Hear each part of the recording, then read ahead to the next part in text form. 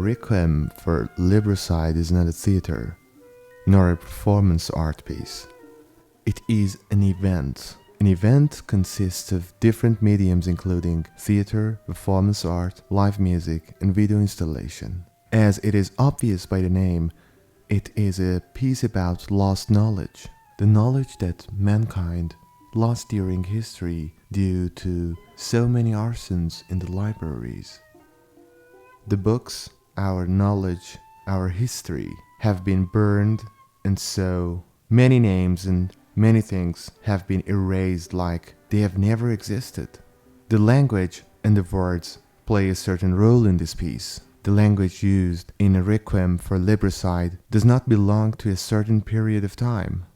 It changes and evolves as the show goes on. Like we're walking in the dark tunnel of history, facing new eras and new people. As the first part of the event, a man in a black robe meets the audience. He's quiet as if he's performing a ritual. Sometimes he whispers in the ear of some audience as if he reveals a secret. You will be burned. You will be vanished from the face of the earth with a blink of an eye. Then he leads audience to another floor. Everything is dark and the only light we see is coming from candles. In the first floor, which is actually beneath the entrance room, the video installation is being played. A man and a woman is narrating the story of a library in an archaic language. The man is standing in a TV set at the left, and the woman at the right, while a third video is being played at the center representing some images of a vast sea and different cities, and a man, a walker in black, who passes all those castles and realms and seas and even times. When the video stops, the first performer in the black robe appears again. This time he speaks loudly. He quotes some parts of the video as if he's a fortune teller and telling the audience their unchangeable destiny. Then he leads them to another floor where the live part begins.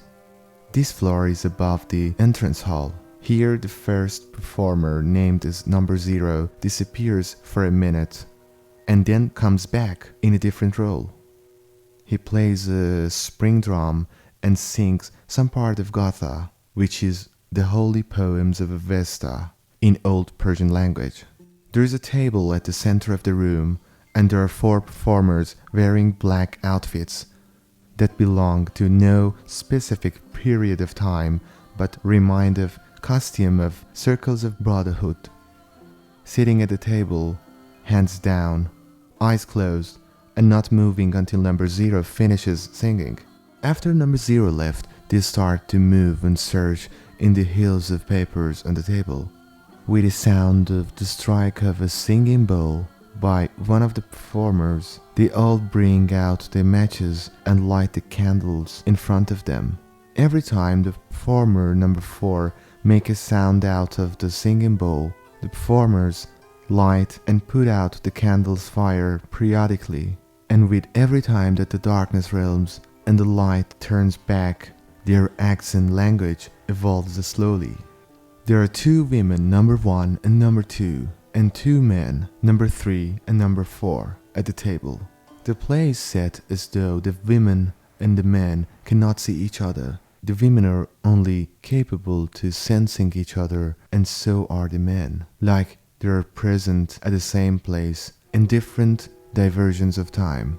Sometimes they can sense the presence of the other like an echo of a distant time, but cannot completely comprehend what is going on.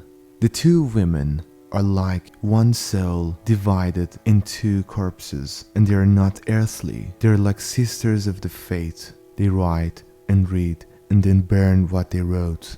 Sometimes they do believe in themselves, and sometimes they doubt. Their characters changes little by little, like they're fallen angels who can slowly feel what is like to be human. The men but are like lost souls. They only read the papers, and each time they turn into what they read. They become blind, become lovers, become light, and become darkness. They speak in different languages, some that do not even exist. They're like mankind during history, but slowly they take control of the fate. They gain the quality to rule the fate. They anonymously control the women characters. Their parts in which the performers interact with audience, ask them things, and bring them to their game. The result of such actions depend on the reaction of audience.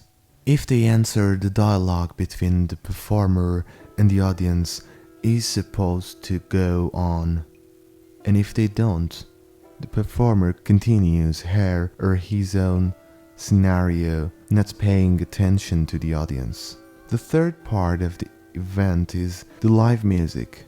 The two men discover the musician following a map like the raiders of a cave full of treasure. And when they do, the musician, a woman playing tar and a man playing kamanche, start to play. The singer joined them eventually, singing some poems by Khayyam, renowned Persian poet. His poems are mostly about the ephemerality of life. Two women are able to hear the music, and they connect to the musicians. They cry as they continue listening to the music, knowing there is no rescue for what they lost.